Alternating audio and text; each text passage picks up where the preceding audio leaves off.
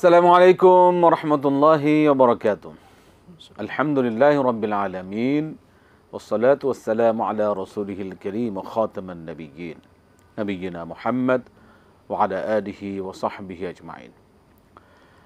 সুপ্রিয় দর্শক, পৃথিবীর যে প্রান্ত থেকে আপনারা এই মুহূর্তে এটিএন বাংলা টিভি স্ক্রিনের সামনে আছেন, সকলকে স্বাগত জানাচ্ছি।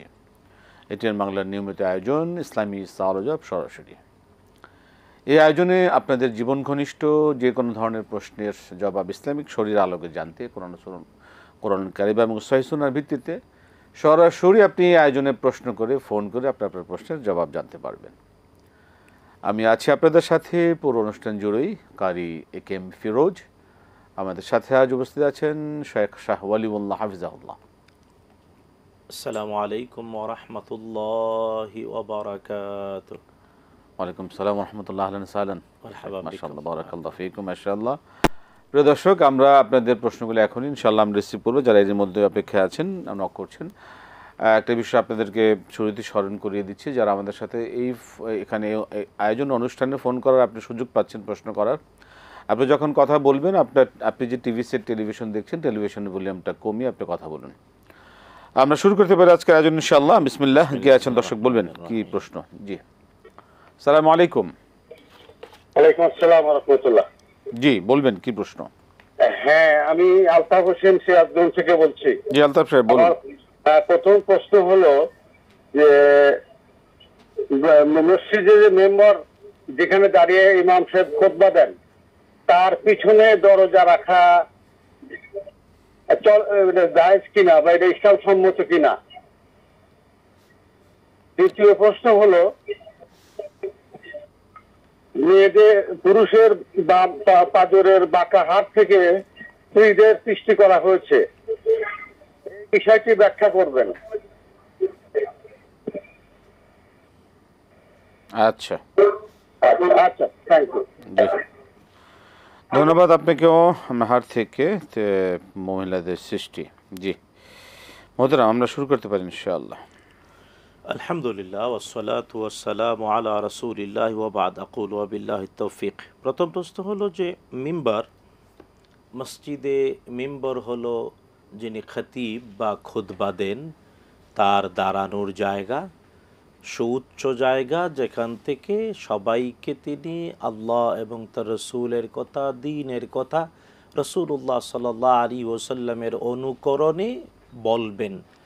তো এই উঁচু জায়গা মিম্বার, এটা রসুল্লাহ সাল্লাল্লাহু আলাইহি ওয়াসাল্লামের মিম্বর 3 ধাপ বিশিষ্ট ছিল, যদিও পরবর্তীতে ধাপটা উঁচু করা হয়েছে। এখন মসজিদে নববীতে বর্তমানে যে মিম্বর আছে তা 11 ধাপ বিশিষ্ট। তো এই মিম্বরের পিছনে ইমাম যাতে সহজে উঠতে পারেন অথবা নেমে গিয়ে আবার মেহরাবে নামাজ পড়ানোর জায়গায় দাঁড়াতে পারেন, এই জন্য সহজ যাতায়াতের জন্যে দরজা রাখা জায়েজ আছে, কোনো অসুবিধা নেই। পুরুষের বাম পাজর হাত থেকে মহিলাদের সৃষ্টি করা হয়েছে। আসলে কেবল আদম আলাইহিস সালাম তার বাম পাজরের বাঁকা হাত থেকে তার স্ত্রী আমাদের আদি মাতা হাওয়া আলাইহিস সালামকে সৃষ্টি করার কথা আল্লাহ তাআলা রসুল আমাদেরকে জানিয়েছেন। কুরআন আল কারীমে আল্লাহ বলেছেন, ইয়া আইয়ুহান নাসু তাকু রাব্বাকুম আল্লাযী খালাকাকুম মিন নাফসিন ওয়াহিদা ওয়া খালাকা মিনহা যাওজাহা ওয়া বাথা মিনহুমা রিজালান কাসীরান ওয়া নিসাআ। তো আল্লাহ তাআলা আদম আলাইহিস সালাম থেকেই তার জীবন ও সঙ্গিনীকে সৃষ্টি করেছেন। আর রাসূলুল্লাহ সাল্লাল্লাহু আলাইহি ওয়াসাল্লাম জানিয়েছেন এটা হলো মিন দালিআইহিল আইসার, তার বাম পাজরের বাঁকা হাড় থেকে। তবে পৃথিবীতে তাবৎ স্বামী স্ত্রী, নারী পুরুষ জোড়ায় জোড়ায় আল্লাহ তাআলা তৈরি করেছেন, এবং তাদেরকে একজনের বাঁকা হাড় থেকে আরেকজন ডাইরেক্টভাবে না, কেবল আদম আলাইহিস সালামের ব্যাপারে এই কথাটা স্পষ্ট, হাওয়া আলাইহিস সালাম। কিন্তু অন্য সবার ব্যাপারে আল্লাহ বলছেন 30 নম্বর সূরা রুমে, ওমিন আয়াতিহি আন খালাকা লাকুম মিন আনফুসিকুম আজওয়াজান লিতাসকুনু ইলাইহা ওয়া জাআলা বাইনাকুম মাওয়াদ্দাতান ওয়া রাহমাহ। এবং এটা আল্লাহ তাআলার নিদর্শন, আল্লাহর আয়াত, যে তোমাদের থেকে তোমাদের জীবন সঙ্গিনী আল্লাহ তৈরি করেছেন যাতে করে তোমরা পরস্পরের মধ্যে শান্তি খুঁজে পাও, আর তোমাদের মধ্যে ভালোবাসা, প্রীতি আর মধুর সম্পর্ক আল্লাহ তৈরি করে দিয়েছেন। সুতরাং এই আয়াত এটা বলে যে আল্লাহ তাআলা স্পষ্ট করেছেন যে সকল স্বামী স্ত্রী পরস্পর মূলত দুইজনে একজন, অর্ধেক।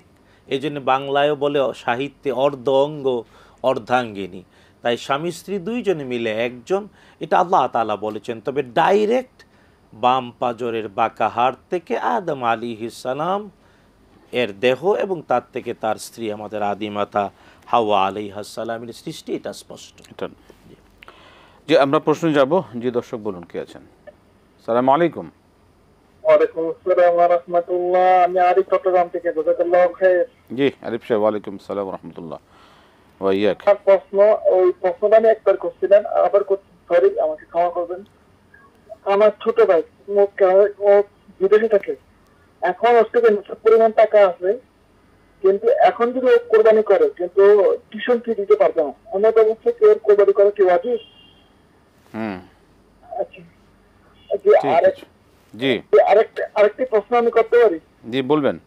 আল্লাহ বাইদ বাইনি ওয়া বাইনা খাতায়ায়া, এটা কি দোয়া হিসেবে পড়তে হবে? এটা খামাটা আমি দোয়া হিসেবে পড়তে হচ্ছি। আল্লাহ বাইদ বাইনি ওয়া বাইনা খাতায়ায়া কামা বায়াদতা বাইনাল মাশরিক ওয়াল মাগরিব, এই খামাটা কি দোয়া হিসেবে কি পড়তে হবে? মানে আমি ওরকম মনে করতে তখন কি পড়া যাবে? আচ্ছা ঠিক তো আছে। কত ভালো লাগে। জি, আসসালামু আলাইকুম। ওয়ালাইকুম সালাম ওয়া রাহমাতুল্লাহ। জি মোহতারাম, যে প্রথম প্রশ্নটাই বুঝিনি। প্রথম প্রশ্ন হচ্ছে, ওনার ভাই একজন বিদেশে থাকেন, তিনি তার নেশা পরিমাণ সম্পদ আছে, কিন্তু নেশা পরিমাণ সম্পদ থাকলেও তিনি যদি টিউশন ফিটা দিয়ে দেন তাহলে কিন্তু তার আর টিউশন ফি, তার কোরবানির নেশাব থাকে না। আবার কোরবানি দিলে তার টিউশন ফির যে খরচ সেটা কমে যাবে। এই ক্ষেত্রে তিনি কি সিদ্ধান্ত নিতে পারেন? তার উপর কি কোরবানি ওয়াজিব হবে? প্রথম ব্যাপার হলো যে তিনি যদি সম্পদের মালিক হয়ে থাকেন, লিকুইড সম্পদ তার কাছে নগদ অর্থ থেকে থাকে, তবে হ্যাঁ, অর্থটা উনি হয়তো টিউশন ফি হিসেবে পরিশোধ করিবেন ভবিষ্যতে, অর্থাৎ 2 দিন 5 দিন 10 দিন 15 দিন পরে। কিন্তু এরই মধ্যে ঈদুল আজহা চলে এসেছে, কুরবানি চলে এসেছে, সুতরাং উনি ওই নিয়তে রেখেছেন টাকা, বাট এখন তার কাছে নগদ অর্থ আছে, আর নগদ অর্থটা নেশাব পরিমাণ। সুতরাং যেহেতু উনি নিয়ত করেছেন ওইটা দেবেন, যতক্ষণ না পরিশোধ না করেন ততক্ষণ তার কাছে নগদ অর্থ আছে, এবং এরই মধ্যে চলে এসেছে কুরবানি। তাই কুরবানি যেহেতু নেশাব পরিমাণ সম্পদের মালিকের উপরে ওয়াজিব হয় হানাফি স্কুল অফ থট অনুযায়ী, অন্য 3 মাযহাবের সুন্নতে মুআক্কাদা, কিন্তু হানাফি মাযহাব অনুযায়ী ওয়াজিব। যেহেতু তার কাছে নগদ অর্থ আছে, টাকাটা খরচ করেন নাই, এরই মধ্যে কুরবানি চলে এসেছে, তাই তিনি কুরবানি করবেন। তবে হ্যাঁ, বিশাল অঙ্ক দিয়ে বড় না করে তার ওয়াজিব আদায় হয় এমনটা করবেন, আর চেষ্টা করে অন্য যে গিফটটুকু হবে উপার্জন করে পরবর্তীতে উনি টিউশন ফিটাও পরিশোধ করবেন। দুইটাই করবেন, আল্লাহ তৌফিক দিন। যেহেতু এটা আগে চলে আসছে, জি, আগে চলে আসছে, এটাকে প্রায়োরিটি দিতে হবে। আল্লাহুম্মা বাঈদ বাইনি ওয়া বাইনা খাতায়া বাইনাল মাশরিক, এটা কি দোয়া হিসেবে পড়তে পারবেন কিনা? অবশ্যই পড়া যাবে। রাসূলুল্লাহ সাল্লাল্লাহু আলাইহি ওয়াসাল্লাম এটা তো সানা হিসাবে সালাতে পড়তেন। আল্লাহু আকবার বলে তাকবীরে তাহরিমা বাদার পরে রাসূলুল্লাহ সাল্লাল্লাহু আলাইহি ওয়াসাল্লাম সানা হিসাবে এই দোয়াটি পড়তেন। সুতরাং এটা দোয়া হিসেবে আপনি পড়তেই পারেন, বিশ্বনবীর শিখানো দোয়া। এর মানে কত সুন্দর অর্থ, হে আল্লাহ, আমি এবং আমার পাপের মধ্যে এতটা দূরত্ব তৈরি করে দাও যেমন দূরত্ব পূর্ব পশ্চিম দিগন্তের। সুতরাং তার মানে পাপ মুক্ত থাকা, নিজে পরিচ্ছন্ন থাকা, পাপ থেকে নিজের দূরত্ব পূর্ব পশ্চিম দিগন্তের মতো দূরত্ব হওয়া, এটা আল্লাহ তার কাছে অবশ্যই চাওয়া উচিত। আহসান, মাশাআল্লাহ। আমরা প্রশ্ন নেব। দর্শক বলুন, কে আছেন, কি প্রশ্ন? সালাম আলাইকুম। ওয়ালাইকুম আসসালাম রাহমাতুল্লাহ। আমি আব্দুল জলিল নরা ডাফুলিয়া থেকে। জি জলিল সাহেব বলুন। আমার হলো একটা অনুরোধ, এই যে আজকে প্রথমে করি, আপনার এই অনুষ্ঠানে আপনি একটা সুমধুর কণ্ঠে কোরআন তেলাওয়াত আসছে, এখন কিন্তু তেলাওয়াতটা আসতেছে না, শুধু দুরূদ শরীফ আসছে, তেলাওয়াতটা এখন বন্ধ হয়েছে। কারণ ওটা সুমধুর কণ্ঠ খুব ভালো লাগতো শুনতে, কিন্তু ওটা এখন নাই। ওটা কি আবার দেওয়া যায় কিনা একটা অনুরোধ। আর এর আগেও করেছিলাম, যে এর আগে ধন বিদ্যুৎ ছিল না, যে আমরা যে করি জিকির সুবহানাল্লাহ, আলহামদুলিল্লাহ, লা ইলাহা ইল্লাল্লাহ, আল্লাহু আকবার, এবং ইস্তেগফার করি, আস্তাগফিরুল্লাহ, এবং দরুদ পড়ি, এই তিনটার মধ্যে ফজিলত কোনটা বেশি? এর আগে 15/9/2021 সালে আমি আপনাদের দুজনে আসছিলেন, প্রশ্নটা করেছিলাম, কিন্তু হপাই কেবল বলছে নিশ্চয়ই দূর শরীফ, এই কথা বলার সাথে সাথে বিদ্যুৎ চলে গেছিল গা, আর আমি শুনতে পারি না, ইউটিউবে বড় ওটা পাইনি। তা আজকে জলের সুযোগ পারলাম, তো প্রশ্নটা ফিরে আসতে নতুন করে রাখলাম। ঠিক আছে আব্দুল সাহেব, আমরা শুনবেন ইনশাআল্লাহ। ধন্যবাদ আপনাকে। মোহতারাম, সুবহানাল্লাহি আলহামদুলিল্লাহি এবং দুরুদ, এর মধ্যে কোনটা উত্তম বেশি? আসলে মানে কোনটাকে থেকে কোনটা বাদ দেব, তবে হ্যাঁ, সর্বশ্রেষ্ঠ জিকির হলো লা ইলাহা ইল্লাল্লাহ।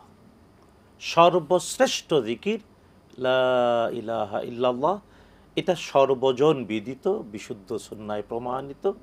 তাই যেহেতু সুবহানাল্লাহি ওয়ালহামদুলিল্লাহি ওয়া লা ইলাহা ইল্লাল্লাহ আল্লাহু আকবার, একে বলা হয় আল বাকিয়াতুস সালিহাত। হাদিসের পরিভাষায় আল বাকিয়াতুস সালিহাত মানে হলো সুবহানাল্লাহি ওয়ালহামদুলিল্লাহি ওয়া লা ইলাহা ইল্লাল্লাহু আল্লাহু আকবার ওয়া লিল্লাহিল হামদ। পরিপূর্ণ, এই পরিপূর্ণ পড়লে এটা আল বাকিয়াতুস সালিহাত, এটা সর্বশ্রেষ্ঠ জিকির সমৃদ্ধ লা ইলাহা ইল্লাল্লাহ সহ জিকির। তবে হ্যাঁ, আস্তাগফিরুল্লাহ ও শ্রেষ্ঠ, কোনো সন্দেহ নেই। আর দুরূদ শরীফ তো এত শ্রেষ্ঠ যে রাসূলুল্লাহ সাল্লাল্লাহু আলাইহি ওয়াসাল্লাম ইরশাদ করেছেন, মান সাল্লা আলাইয়া সালাতান ওয়াহিদাতান, যদি কেউ বিশুদ্ধ দুরূদ রাসূলুল্লাহ সাল্লাল্লাহু তাআলা আলাইহি ওয়াসাল্লামের প্রতি একবার করে, তাইলে আল্লাহ তাআলা তার প্রতি 10 বার রহমত নাজিল করেন। একবার বিশুদ্ধ দুরূদ পড়লে 10 বার আল্লাহ তাআলা রহমত নাজিল করেন। সুতরাং আমরা অনুরোধ করব সবগুলোই আমরা করব। হ্যাঁ, তবে লা ইলাহা ইল্লাল্লাহ শ্রেষ্ঠ জিকির, কোনো সন্দেহ নাই। আর ইস্তেগফার আমাদের করতেই হবে, নিজেদের পাপের ক্ষমা চাইতে হবে, আর রাসূলুল্লাহ সাল্লাল্লাহু আলাইহি ওয়াসাল্লামের প্রতি দুরূদ শরীফও পড়তে হবে ইনশাআল্লাহ। যে আমরা প্রশ্ন নেব, দর্শক বলুন কে আছেন, কি প্রশ্ন? জি, আসসালামু আলাইকুম। ওয়ালাইকুম আসসালাম। জি বলবেন। জি, জিন আক্রান্ত ব্যক্তি হুজুরের কাছ থেকে তাবিজ নেয় নাই, পানি পড়া, চিনি পড়া, তেল পড়া, এই সমস্ত এগুলাকে ব্যবহার করা যাবে কিনা? মানে যারা তাবিজ দেয় ওনাদের কাছ থেকে তাবিজ নেয় নাই, শুধু এগুলা নিচ্ছে, এগুলা কি ব্যবহার করবে নাকি ব্যক্তি নিজে আমল করবে? তেল, পানি, পানি পড়া, তেল পড়া, চিনি পড়া এগুলা নিচ্ছে আর কি, ঝাড়ফুঁক টাইপের। তেল, পানি, চিনি এগুলো পরাকে দেওয়া ওনাদের কাছ থেকে যারা ঝাড়ফুঁক করেন আর কি, তাবিজ দেন যারা। হ্যাঁ, ওইটা মানে তাবিজ নেয় নাই, শুধু এগুলা নিচ্ছে। ওই এগুলা কি ব্যবহার করা যাবে নাকি ব্যক্তি শুধু নিজে আমল করবে? সে কিন্তু স্বপ্ন দেখে আর কি। আচ্ছা। আর আরেকটা প্রশ্ন হুজুর, ওই যে তাকবীর, যে এই জিলদ মাসের যে তাকবীরটা, ওই তাকবীর লায়ের উচ্চারণটা একালিক হবে না তিনালিক হবে? টানটা তাকবীরটা যদি একটু শোনাই দিতেন। তাকবীরের লাটা একালিফ, এটা টানটা হবে কিনা? ঠিক আছে, আমরা শুনবো ইনশাআল্লাহ। আমরা সবই শুনবো, আপনার প্রশ্নের জবাব একটা বিরতির পর এসে ইনশাআল্লাহ। শেখ, আমাদের একটা বিরতি যেতে হচ্ছে। প্রিয় দর্শক, আপনারা দেখছেন ইসলামী আলোচনা সরাসরি আয়োজন। সময় একটা ছোট্ট বিরতি নেব, আমরা ফিরছি বিরতির পর আবার ইনশাআল্লাহ আপনাদের সাথে আয়োজনে। আমাদের সাথে থাকবেন ইনশাআল্লাহ। আসসালামু আলাইকুম রহমতুল্লাহি ওয়া বারাকাতুহু। প্রিয় দর্শক, ফিরে এলাম বিরতির পর ইসলামী আলোচনা সরাসরি আয়োজন। আমরা বিরতির আগে দর্শক প্রশ্ন জানতে চেয়েছেন, জিনে আক্রান্ত ব্যক্তিকে কি তেল, পানি, চিনি, পানি পড়া এই জাতীয় তাবিজ ছাড়া যারা তাবিজ দেন তাদের কাছ থেকে নিয়ে এগুলি ব্যবহার করা যাবে কিনা? না, ব্যাপারটা হলো যে আল কোরআন আল করিম এবং সহিহ সুন্নায় প্রমাণিত দোয়াগুলো পরে পানিতে ফুঁক দিলে, তেলে ফুঁক দিলে বা আরও অন্য কোনো খাদ্যদ্রব্যে যদি ফু দেয়, এটা ব্যবহার করা যাবে। শর্ত হলো নিশ্চিত হতে হবে যে কোরআন আল করিমের বিশুদ্ধ তেলাওয়াত করে ফু দেওয়া হয়েছে, অথবা বিশুদ্ধ হাদিস দ্বারা প্রমাণিত দোয়া পরে ফু দেওয়া হয়েছে। যদি এখানে সন্দেহ হয় যে কোরআন আল করিম অথবা বিশুদ্ধ হাদিসের দোয়া পড়ল কিনা সন্দেহ, তাইলে এগুলা ব্যবহার করা যাবে না। যদি তার মানে হলো জাদু মন্ত্রের মতো দুর্বেদ্য অনেক কথাবার্তা যারা তাবিজ দেন, ইল্লা মাশাআল্লাহ অধিকাংশদের মধ্যে এমন আমানতের খেয়ানত রয়েছে যেটা আমাদের অনেক মুরব্বীরা সন্দেহ করেন। সুতরাং যদি নিশ্চিত হওয়া যায় কোরআন এবং সুন্নাহ থেকেই মানে দোয়া পড়ে, আয়াত পড়ে ফু দেওয়া হয়েছে, তাহলে ব্যবহার করা যাবে। আর সবচেয়ে উত্তম হলো নিজে নিজে আমল করা। এতে চিরন্তন উপকার পাওয়া যায় নিজে নিজে আমল করা, এটার অভ্যাস তৈরি করা। আর একান্ত যে আমল করতে ব্যর্থ অথবা পারবে না, তার জন্যেই কেবল ঝাড়ফুঁক বৈধ, ঝাড়ফুঁক জায়েজ। শর্ত হলো ঝাড়ফুঁক দিতে হবে কোরআন আল কারীম এবং বিশুদ্ধ সুন্নাহর দোয়াগুলো পড়ে। তাকবীরটা একটু বলে দেবেন। তাকবীরে মানে এটা মানে জিলহজের চাঁদ উদয় থেকে নিয়ে 13ই জিলহজ পর্যন্ত এই তাকবীর দেয়া সুন্নাহ। তবে 9ই জিলহজ ফজর থেকে নিয়ে 13ই জিলহজ আসর পর্যন্ত প্রত্যেক ফরজ নামাজের পরে ন্যূনতম একবার অথবা উত্তম হলো 3 বার তাকবীর বলা। এটা আমাদের হানাফি মাযহাব অনুযায়ী এটা হলো ওয়াজিব। আর তাকবীর হলো আল্লাহু আকবার, আল্লাহু আকবার, আল্লাহু আকবার, লা ইলাহা ইল্লাল্লাহু, আল্লাহু আকবার, আল্লাহু আকবার, ওয়ালিল্লাহিল হামদ।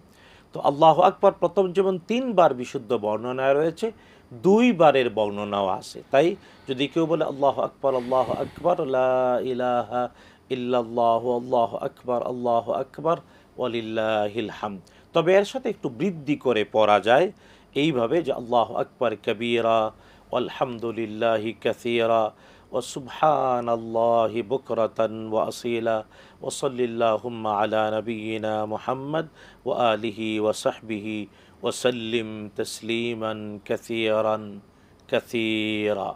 এভাবে পড়াটাও উত্তম। তো সেক্ষেত্রে লাটা একটু টান দিয়ে বলতে হবে। লাম এটা লায়ে নাফি জানা উচিত। আরবিতে লাম 2 ধরনের হয়। এটা গ্রামারের ভাষায় একটা লাম হয় তাকিদের জন্য, অবশ্য বোঝানোর জন্য, ওইটাতে টান হয় না। লায়াফআল অর্থাৎ অবশ্যই সে কাজটা করবে। আর একটা হলো লায়ে নফি, যেটা হলো নিষেধবাচক, তার মানে লা ইয়াফআল সে কখনো করবে না, লা ইলাহা নাই কোনো প্রকৃত মাবুদ। তো এখানে লা এটা লম্বা হবে, টান হবে। আর এই টানটা মিনিমাম অবশ্যই এক আলিফ হতে হবে, এক আলিফের কম হলে হবে না। জি, আমরা প্রশ্ন দেব। জি দর্শক বলুন। আসসালামু আলাইকুম। আসসালামু আলাইকুম। হ্যালো, জি আসসালামু আলাইকুম, বলুন। আসসালামু আলাইকুম, কে বলছেন আপনি? ওয়ালাইকুম সালাম হুজুর। আসসালামু আলাইকুম। আমি নেত্রকোনা থেকে নীলুফা হুজুর। জি বলবেন, প্রশ্ন বলুন। জি আমার হুজুর 7টা প্রশ্ন হুজুর। বলুন। জি হুজুর, 1 নম্বর প্রশ্ন হচ্ছে হুজুর, বাবা যদি কুরবানি দেয়, যদি মেয়েদের না দেয়, তাহলে কি কুরবানি হবে কিনা গোশত, কুরবানির গোশত? আর 2 নম্বর প্রশ্ন হচ্ছে, মানে আমাদের শ্বশুর বাড়িতে তারা 5 ভাই, একটা গরু 6টা বন্টন করে, বন্টন মানে আত্মীয় স্বজন আর হচ্ছে আশেপাশে লোকদের দেয়, তা কি হবে কিনা কুরবানিটা? আর 2 নম্বর প্রশ্ন হচ্ছে হুজুর, মানে ঈদের দিন যে রোজাটা, এটা কি যারা কতটুক রাখতে হয় আর কারা রাখতে হয়? যারা কুরবানি দেয় তারাই কি রাখতে হয় আর কতটুকু রাখতে হয়? আর 5 নম্বর প্রশ্ন হচ্ছে হুজুর, মানে এই জিলহজ মাসে কয়টা রোজা আর কোন কোন রোজা বেশি মর্তুবার? আর হুজুর আরেকটা প্রশ্ন করবো। বলে ফেলুন, বলতেছেন তো বলেন। জি জি হুজুর, মানে অনেকেই বলে যে হায়াত থাকলে মানুষ না, এটা না, মা বাবা দোয়া করলে সন্তান বাধ্য হয়, কিন্তু স্বামীর যদি মা বাবা না থাকে, স্বামীর দোয়া করবে, মানে বাধ্য হবে। বাধ্য হওয়ার জন্য স্বামীর জন্য আমরা কি দোয়া করব? স্বামীর জন্য স্ত্রী কি দোয়া করবে? জি জি জি। আচ্ছা, ওয়ালাইকুম সালাম। স্বামীর জন্য, জি মোহতারাম। আচ্ছা, প্রথম প্রশ্ন যে বাবা কুরবানি দিচ্ছেন আর কুরবানি দেওয়ার পরে কুরবানির পশুর গোশত মেয়েকে দিচ্ছেন না, আসলে এতে অপরাধ না, কুরবানি হবে, কিন্তু বাবার জন্য এটা সৌজন্য, বাবার জন্য এটা সৌজন্য, যে কারণ আল্লাহ তাআলা বলছেন এটা সৌজন্য, উচিত না। উচিত বললে বাধ্যতামূলক, বাধ্যতামূলক না, এটা সৌজন্য অর্থাৎ আদর। বাবা কুরবানি দিয়েছেন, আদর করে ভালোবেসে আল্লাহদের সাথে মেয়েকেও দেবেন। আল্লাহ বলছেন ফাইদা ওয়াজাবাত জুনুবুহা ফাকুলু মিনহা ওয়া আত'ইমুল কানিআ ওয়াল মু'তার। আল্লাহ তাআলা বলছেন যখন পশু জবাই করলে পশুটা নিথর নিস্তব্ধ হয়ে গেল, চামড়া ছিলাও, নিজে খাও, যে চায় না তারে দেও, যে চায় তারেও দেও। তো চায় না যারা, এদের মধ্যে হলো আত্মীয় স্বজন। এই জন্য এটা সুন্নাহ। রাসূলুল্লাহ সাল্লাল্লাহু আলাইহি ওয়াসাল্লাম বলেছেন কোরবানির করার পরে গোশতটা নিজেরাও খাবে, যে সকল আত্মীয় স্বজন চায় না তাদেরকে দেবে, আর যারা চায় তাদেরকেও দেবে। এই দিক থেকে যদি কোনো বাবা কোরবানি দিলেন, মেয়ে হয়তো তার স্বামীর সংসারে সামর্থ্য নাই, তাইলে বাবা অগ্রসর হয়ে আগে পৌঁছাবেন। আর যদি ব্যাপারটা এমন হয় যে মেয়ের স্বামীর বাড়িতেও কুরবানি দিয়েছে, তবুও বাবা একটু সৌজন্যমূলক মেয়ের বাড়িতেও কুরবানির পশুর গোশত দিলেন, এটা উত্তম, এটা ভালো। এটা কোনো ক্রমেই বাধ্যতামূলক না দিলে কোরবানি হওয়া না হওয়ার বিষয়ে কোনো বিষয় না, সমস্যা নেই। আচ্ছা, পরে 5 ভাই কিন্তু ভাগ হবে 6টা, এই বিষয়টা কি আসলে? না, ব্যাপারটা হলো যে একটা গরুতে 7 জন বা 7 পরিবারের পক্ষে, অর্থাৎ গরু, মহিষ, উটে 7 জন অথবা 7 পরিবারের পক্ষে কুরবানি হতে পারে। সুতরাং কুরবানি করার পরে ওই গোশত নিজেরা ভাগ করে নেবে এবং গরিব, প্রতিবেশী, আপনজনদেরকেও দেবে, অসুবিধা নেই। ঈদের রোজা কতক্ষণ রাখবে? আসলে ঈদের রোজা বলতে এটা একটা আমাদের দেশে প্রচলিত কথা, সুন্নাহ। রাসূলুল্লাহ সাল্লাল্লাহু আলাইহি ওয়াসাল্লাম জীবনীটা করেছেন। তা হলো তিনি ঈদুল ফিতরে অর্থাৎ রোজার ঈদে বেজুর সংখ্যক খেজুর খেয়ে ঈদগাহে যেতেন, কিন্তু ঈদুল আজহায় রাসূলুল্লাহ সাল্লাল্লাহু আলাইহি ওয়াসাল্লাম কিচ্ছু না খেয়ে ঈদগাহে যেতেন এবং ঈদের নামাজ শেষে খুতবা দিয়ে কুরবানি করার পরে কুরবানির পশুর গোশত দিয়ে খাবার শুরু করতেন। এটা ছিল রাসূলুল্লাহ সাল্লাল্লাহু আলাইহি ওয়াসাল্লামের সুন্নাহ। আর এটাকে রোজা বলা উচিত না, এটা আমাদের দেশে বলে ফেলে যে কুরবানির দিনের রোজা। না, কুরবানি ঈদুল আজহার দিনে কিচ্ছু না খেয়ে ঈদগাহে যাওয়া, সকাল সকাল ঈদের নামাজ পড়ে কুরবানি দিয়ে তারপরে কুরবানির পশুর গোশত দিয়ে খাবার শুরু করা, এটা হলো সুন্নাহ, এটাকে রোজা বলা উচিত না। জিলহজের রোজা কয়টি? জিলহজ মাসের জিলহজ মাসে রোজা হলো 1 থেকে 9 তারিখ পর্যন্ত 9টি।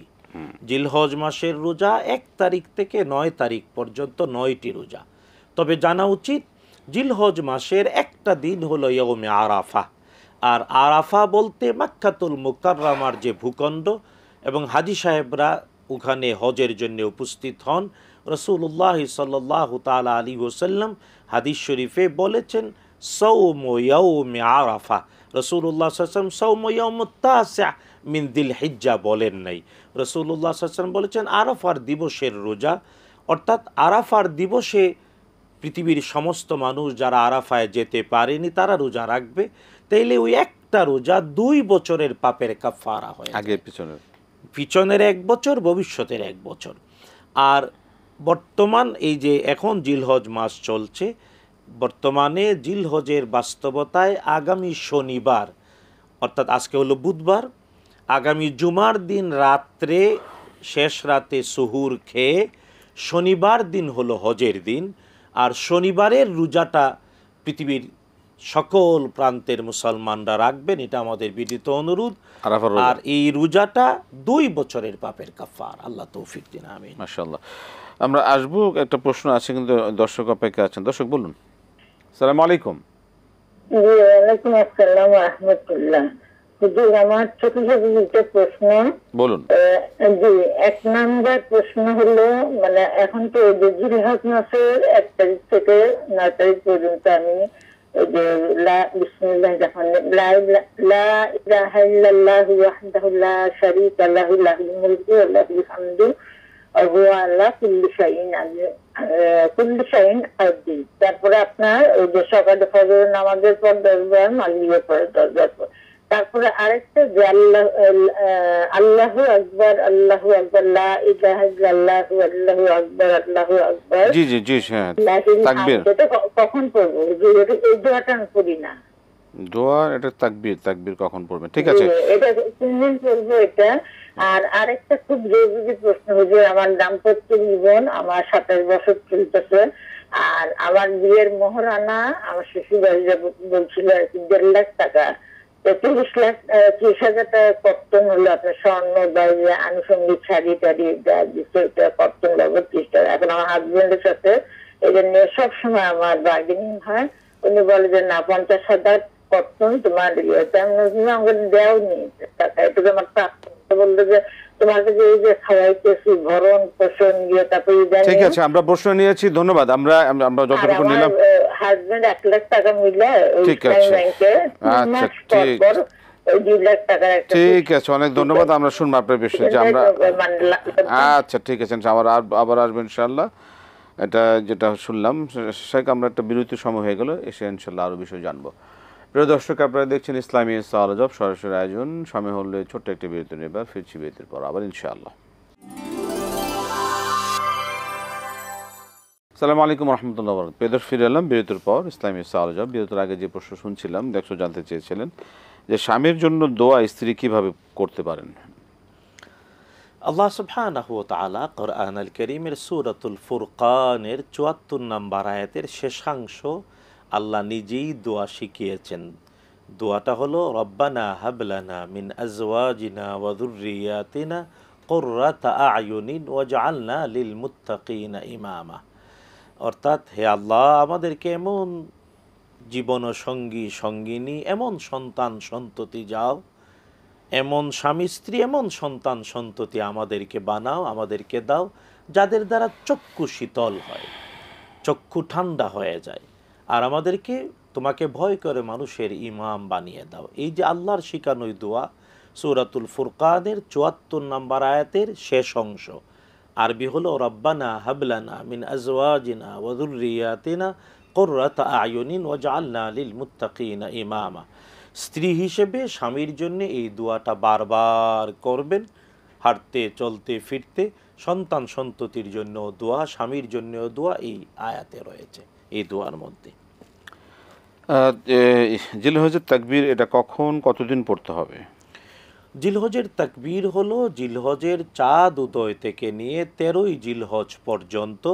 তবে হানাফি মাযহাব অনুযায়ী ওয়াজিব হলো জিলহজের 9 তারিখ ফজর থেকে নিয়ে 13ই জিলহজ আসর পর্যন্ত প্রত্যেক ফরজ নামাজের পরে একবার অথবা পারলে 3 বার আল্লাহু আকবার আল্লাহু আকবার লা ইলাহা ইল্লাল্লাহ আল্লাহু আকবার ওয়ালিল্লাহিল হামদ। কারণ আল্লাহ তাআলা আদেশ করেছেন এই দিনগুলোতে তাকবীর পড়ার জন্যে। তবে এটা সুন্নাহ, কিন্তু 9 তারিখ থেকে 3 তারিখ পর্যন্ত 13 তারিখ পর্যন্ত 9ই জিলহজ ফজর থেকে 13ই জিলহজ আসর পর্যন্ত পড়াটা হলো ওয়াজিব প্রত্যেক ফরজ নামাজের পরে। এমনি সব সময় পড়া যায়, এটার জন্যে চলতে ফিরতে হাঁটতে বাজারে ঘাটে যে কোনো সময় যখনই আপনি সুযোগ পাবেন তখনই পড়বেন আল্লাহু আকবার আল্লাহু আকবার আল্লাহু আকবার লা ইলাহা ইল্লাল্লাহ আল্লাহু আকবার ওয়ালিল্লাহিল হামদ। আর আমাদের প্রশ্নকারিণী প্রথম যে বলেছিলেন এটা হলো আরাফার দিনের দোয়া, লা ইলাহা ইল্লাল্লাহু ওয়াহদাহু লা শারীকা লাহু লাহুল মুলকু ওয়া লাহুল হামদু ওয়া হুয়া আলা কুল্লি শাইইন কাদির। এটা যদিও তাসবিহ কিন্তু এটাও দোয়া। বিশ্বনবী সাল্লাল্লাহু আলাইহি ওয়াসাল্লাম বলেছেন পৃথিবীর সর্বশ্রেষ্ঠ দোয়া হলো আরাফাতের দিবসের দোয়া। আর যে দোয়া সকল নবীরা করেছেন বিশ্বনবী বলেছেন আমিও করি। আর এটা হলো এই দোয়া হলো লা ইলাহা ইল্লাল্লাহ ওয়াহদাহু লা শারীকা লাহু লাহুল মুলকু ওয়া লাহুল হামদু ওয়া হুয়া আলা কুল্লি শাইইন কাদির। মোহরানা যে কর্তনের বিষয়টা, এটা এই বিষয়ে ইসলামী শরিয়ার ব্যাখ্যা কি? না, ব্যাপারটা হলো মোহরানা ফিক্সড হবে, নির্ধারিত হবে, এবং এটা অভিভাবকদের দায়িত্ব। অভিভাবকরা এটা ফিক্সড করবেন। এবং আমাদের সমাজে যৌতুকের বিরুদ্ধে আমরা যত আন্দোলনই করি না কেন, নগদ মোহর প্রতিষ্ঠা না করা পর্যন্ত যৌতুক বন্ধ হবে না। অর্থাৎ সূর্যের উদয় হলে যেমন রাত্র পালিয়ে যায়, তাই ইসলামের বিধান প্রতিষ্ঠা হলে অন্ধকার পালিয়ে যাবে। তাই নগদ মোহর প্রতিষ্ঠা করলে যৌতুক পালিয়ে যাবে। আর মোহরটা বাবা মা, মেয়ের মা বাবা, মেয়ের অভিভাবকরা দাবি করবে যে বিয়ে বসবে পাত্র তার এবং তার অভিভাবকদের কাছে। নির্ধারিত হবে 3টি বাস্তবতাকে সামনে রেখে। একটি হলো ছেলের সক্ষমতা, অর্থাৎ বিবাহ যে বসবে পাত্র তার সক্ষমতা। 2 নাম্বার, মেয়ে এবং তার পরিবারের ঐতিহ্য, মেয়ে এবং তার পরিবারের ঐতিহ্য। 3 নাম্বার, সমাজের প্রচলিত চলমান বাস্তবতা। এই 3টি জিনিসকে একত্রিত করে মোহর নির্ধারিত হবে। আর মোহরটা অবশ্যই ওয়াসিল করতে হবে, কারণ আল্লাহ তাআলা কোরআন আল কারীমে নামাজ ফরজ করেছেন, ফরজ শব্দ বলেন নাই, বলেছেন আকিমুস সালাহ। রোজা ফরজ করেছেন, ফরজ শব্দ বলেন নাই, আল্লাহ তাআলা বলেছেন কুতিবা আলাইকুমুস সিয়াম। হজ ফরজ করেছেন, ফরজ শব্দ বলেন নাই, আল্লাহ তাআলা বলেছেন ওয়া আতিম্মুল হাজ্জা ওয়াল উমরাতা লিল্লাহ। কিন্তু বিবাহের জন্যে পাত্র, তাকে আল্লাহ তাআলা ফরজ শব্দ দিয়ে 4 বার, কোরআন আল কারীমে একবার বললে যথেষ্ট ছিল, কিন্তু 4 বার আল্লাহ তাআলা ফরজ শব্দ দিয়ে মোহরকে বলেছেন, মোহরটা ফরজ। বিশ্বনবী সাল্লাল্লাহু আলাইহি ওয়াসাল্লাম শক্ত ভাষায় বলেছেন, ইয়া মা'শারাশ শাবাব, ওরে যৌবনের টুইটুম্বুর যুবকেরা, মানিস্তাতা মিনকুমুল বা'তা ফালিয়াতাযাওয়াজ, তোমাদের মধ্যে যার আর্থিক সামর্থ্য রয়েছে মোহর প্রদান করার, সে যেন বিয়ে করে। ওয়া ইল্লা ফাআলাইহি বিসসাওম, আর যদি আর্থিক সামর্থ্য নাই মোহর দেওয়ার, তাহলে রোজা রাখো। ফাইন্নাহু লাহু উইজা, এই রোজা রাখলে তোমারই যৌবনের শক্তি দমিত থাকবে। তাই আল্লাহ এবং তার রসুল যেভাবে ফরজ করেছেন, স্পষ্ট করে দিয়েছেন, মোহরটা নির্ধারিত হবে এবং আদায় করতে হবে। এবং এই ক্ষেত্রে ওয়াসিল আমাদের সমাজে যেভাবে অলংকার, স্বর্ণালংকার দিয়ে যদি 2 পক্ষ মেনে নেয়, শরীয়তে নিষেধ নাই। বিষয়টা হলো 2 পক্ষের মুরব্বীদের সম্মতির ভিত্তিতে অলংকার দিল, যা মোহরের ওয়াসিল দেখাবে, হতে পারে, কিন্তু অবশিষ্ট যা তা অবশ্যই দিয়ে দিতে হবে। কিন্তু প্রশ্নকারিণী যেভাবে বললেন, বিবাহের 27 বছর পরে এসে স্বামীর সাথে তার এই নিয়ে গণ্ডগোল, তার সাহেব বলে 50,000 ওয়াসিল হয়ে গেছে আর বাকিটা কেন দেবে, খাওয়া পড়া করতেছে, না না, এইভাবে কথা বলার কোনো অধিকার নাই। মোহরটা টোটালি আলাদা জিনিস। আর স্ত্রীকে ভরণ পোষণ সব কিছু, ঔষধ, মেডিসিন, যখন যা লাগবে তাকে সাজসজ্জা, পোশাক সব কিছু দেওয়ার দায়িত্ব নিয়েই পুরুষ বলে কবুল। সুতরাং ওই খাওয়ার দাওয়া, পোশাক আশাক, সাজসজ্জা, ঔষধ বাকর, ডাক্তার দেখানো, সব দেখানোর কারণে মোহরের অধিকার নষ্ট হয় না। মোহর টোটালি স্বতন্ত্র, আলাদা, এটা অবশ্যই পরিশোধ করতে হবে, অনির্দিষ্টকালের জন্য বাকি রাখা যাবে না। জি, আল্লাহ কবুল করুন। আমরা প্রশ্ন যাব, দর্শক বলুন কে আছেন। হ্যালো। জি, আসসালামু আলাইকুম। হ্যালো। আসসালামু আলাইকুম। ওয়ালাইকুম সালাম। আচ্ছা, সাইন কদির, লা ইলাহা ইল্লাল্লাহু ওয়াহদাহু, লাস্টে সাইন কদির হবে না কাদির হবে, একটু যদি বুঝিয়ে বলেন। আর আমি রেগুলার সূরা ইখলাস রাতে শোয়ার সময় 41 বার পড়ি, তো এটা কি বেদাত হয়ে যাবে? এটা পড়লে আমার মানে ফজরের নামাজ কাজা হয় না, আমি রেগুলার পড়ি, তো এটা পড়া কি ঠিক না ঠিক? 41 বার? জি। আর সাইন কদির না কাদির, একটু যদি আমাকে বুঝিয়ে বলেন। কেউ কেউ কদির বলছে, কাদির বলছে। আচ্ছা, ঠিক আছে। আপনি 41 বার কি পড়েন? 41 বার কি পড়লো আমি বলি? লা ইলাহা ইল্লাল্লাহু ওয়াহদাহু লা শারীকা লাহু, এটা 41 বার। আচ্ছা, ঠিক আছে মোহতারাম। শাইন কদির না কাদির, এই উচ্চারণটা, এটা তো উত্তর দেওয়ার জন্য আপনিই মানে উচ্চারণ, কফর উচ্চারণটা, হ্যাঁ, আপনি এটা সঠিক বলে দেওয়া ভালো। হ্যাঁ, যেহেতু উনি আমাদের উপস্থাপক, আমাদের ফিরোজ সাহেব, উনি আলহামদুলিল্লাহ কোরআনের খেদমতে নিবেদিত ব্যক্তি। আসলে কফ আর কাফ, কফ এর ক উপরে যখন জবর হয় তখন এটা মোটা হয়ে স্পষ্ট হবে, এবং এতে কদির, কদির, কাদির না কদির। আর ওই যে শেষে যে বললো যে 41 বার লা ইলাহা ইল্লাল্লাহু ওয়াহদাহু লা শারীকা লাহু, পড়তেই পারেন, ওয়া আলা কুল্লি শাইইন কদির, অসুবিধা নাই। এটা ওনার নিজস্ব মানে একটা তাজরুবা, করতেই পারেন, সমস্যা নেই। এটা তিনি মানে ফজিলত পাচ্ছেন, ফায়দা পাচ্ছেন। গুড, আলহামদুলিল্লাহ। শাইখ, আমাদের শেষ সময় শেষ হয়ে গেল, আলহামদুলিল্লাহ। আপনাকে অসংখ্য ধন্যবাদ, জাযাকাল্লাহু খাইর, বারাকাল্লাহু ফিকুম, হায়াকাল্লাহ, মাশাআল্লাহ। প্রিয় দর্শক, সময় শেষ হলো, আলহামদুলিল্লাহ। আপনাদের মূল্যবান প্রশ্ন আলোকে অনেকগুলি বিষয় আমরা অবগত হলাম। এইভাবে আমরা প্রশ্ন করব, জানবো, তাহলে আমরা সকল বিষয়গুলো যত আমাদের বিষয়ে জানা হবে, তত আমাদের মানার ক্ষেত্রে আমরা এগিয়ে থাকবো। আল্লাহ পাক আমাদের কবুল করুন, যা জানছে তা যেন মানতে পারি, আমাদের জন্য সহজ করে দেন আল্লাহ সুবহানাহু ওয়া তাআলা। আজকে শেষ করছি, বিদায় নিচ্ছি। আসসালামু আলাইকুম ওয়া রাহমাতুল্লাহি ওয়া বারাকাতুহু।